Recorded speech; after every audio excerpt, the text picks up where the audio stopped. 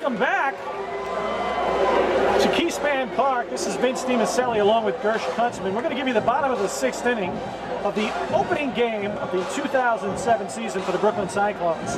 Jake, Vince, you know, they only got one hit off of Funky Cold Medina, the Yankee starter, but nonetheless, he reached his pitch count and they brought in a guy named Nick Chigas. Nick Chigas to face the Cyclones' 8-9 and #1 batter. I got to tell you, Gersh, Medina pitched extremely well for the Clones. Pitched a one-hitter, Vince. He pitched extremely, and he pitched quickly, and it was an absolute pleasure to watch the game while he was throwing, because it really didn't seem to me like he had any opening night jitters. Oh, he was like, I like to call him the detective, because he handcuffed the Cyclones. There's a ground ball to short. And there's one away. Yeah, Micah Schilling really hasn't done much with the bat tonight, but then again, none of the Cyclones has. One hit for the Cyclones. Who got it, Gersh? That hit came back in the 2nd inning. Our favorite Yaz Bucci, our catcher, who's filling some big shoes this year, taking the place of Jason Jacobs, the all-star catcher. Yaz has the only Cyclones hit. It was a legitimate hit, a hard hit, ground ball single. Now Eakstein batting 0 for the season. Yeah, and that's just a slightly lower than his season total last year. Again, he was there for the glove. Didn't see much bat out of him last year. Here comes the pitch. He tries to lay one down. It's a good bunt. Here comes the throw to first. They got him. I got to tell you something, Vince. Only a perfect play by the Yankees' third baseman, Pruitt, made that an out. That was a beautiful bunt, well softened, deadened by the high grass here at Keyspan. He knows that, having played here last year, yet still gunned down. More impressive than that, Gersh, was my camera work on that one. As you know, not only will I be doing the play-by-play this inning, I'll also be working the camera for BrooklynPaper.com. I did not see the camera work, but I will remind our viewers that Vince DiMiceli is just 1/3 of the Brooklyn Paper's triple threat coverage. It's Vince DiMiceli, Gersh Kuntzman, and the old bard of Brooklyn baseball, Ed Shakespeare, providing triple threat coverage all season long at BrooklynPaper.com. That's right, Gersh. And the Ender Chavez coming up. You know, he was a star for the Cyclones in 2002 and 3, and he's back. He's back to give it one more shot. He's aging a little bit, but we're hoping that he can really show these young Cyclones how to play the game. You think Andy's the oldest player in the New York Penn League? I'm going to have a quick look at that. I'm looking at my media guide. Doesn't really say it, but Ender, as you know, Ender Chavez, well, he's 26 years old, Vince. It seems like he's up there for the New York Penn. Now, I'm 42, Vince, and I got to tell you, I've never looked better. But if you're 26 and you're still in Class A short season, that's a long way to the majors. Well, I'm 36, Gersh, and I'm on my 3rd Pepsi. Pepsi Cola, the choice of a new generation. You look great for 36. I'm 42. I pulled my hammy this Saturday playing softball. Heard all about it, Gersh. Oh, that's back up the box. That's a base hit for Chavez. He's making a big turn, but he's going to hold on at first with the single. It's the 2nd hit for the Cyclones tonight. I will say this, that swing is good news for the Cyclones. I don't care who made the swing. It just shows that this team is not going to be stymied all night long. Maybe they can get something going. Maybe just one swing off the bat of Ender Chavez is going to teach this team what it's like to win a game as opposed to not lose. We got 2 outs here.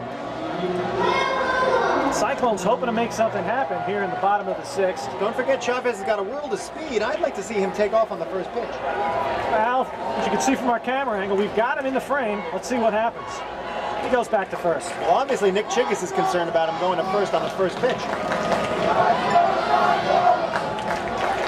Staten Island Yankees, of course, last year's New York Penn League champions. Yeah, I heard something about that, Vince, but it's nice to see the Cyclone crowd starting to get into it. I'm hearing a Cyclones chant. They finally got something to cheer about. That one's fouled back.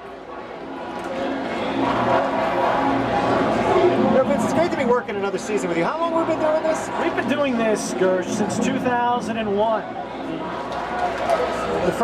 The year that baseball returned to Brooklyn. And now we're celebrating, of course, or mourning the 50th year since the Brooklyn Dodgers left Brooklyn.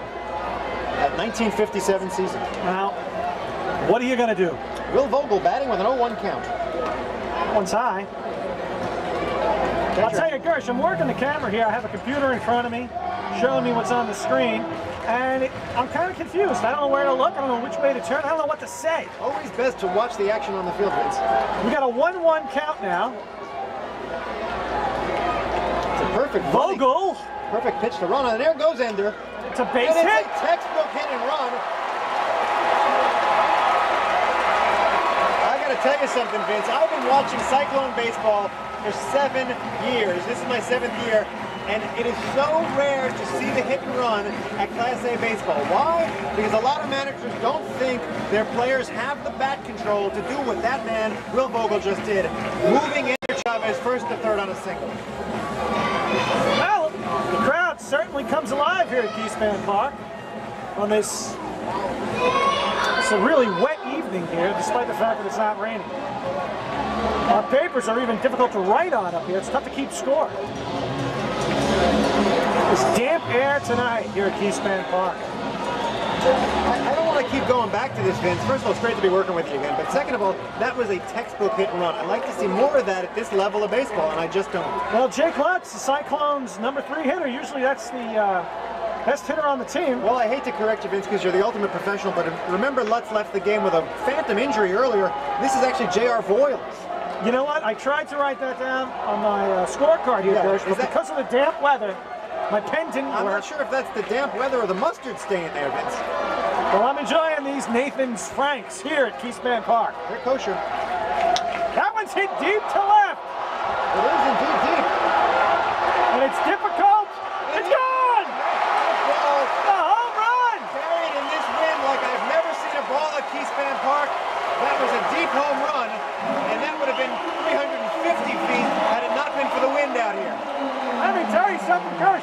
I don't know who hit that ball because my scorecard is incorrect, but he hit a bomb. Well, I'll remind you, Vince, that was J.R. Voyles who replaced bonus baby 5th-round pick Zach Lutz, who went out with a phantom injury a couple innings ago, and there comes the Yankees skipper to get his pitcher Nick Chickus out of there. Wow. Talk about excitement here at Keyspan Park tonight, Gersh. This is a 2-out rally. Well, I think that rally is over with that 3-run homer. That was a bomb to left, and I don't think the Yankees saw that coming. They had kept the Cyclone Lion pretty much at bay all night. In fact, that Lion was pretty much the lamb. I was beginning to call the Cyclones the lamb. The lamb lying down on this broadwalk, and now we've got the Cyclones bringing up our favorite all-star catcher, Jason Jacobs, from last year. Now he's the first baseman. Well, Mike Gillespie's going to leave in. Nick Chickus, the pitcher for the Yankees. Yeah, he's going to leave in Chickus, and I got to say, if I'm Chickus, I throw right at Jacobs here. I know I don't like to advocate that kind of thing, but you will anyway. That's strike one. Look, I got to be me. That's number one. And number two is, after a 3-run bomb like that, you've got to throw it to me. You got to plunk the next guy. Here comes the pitch.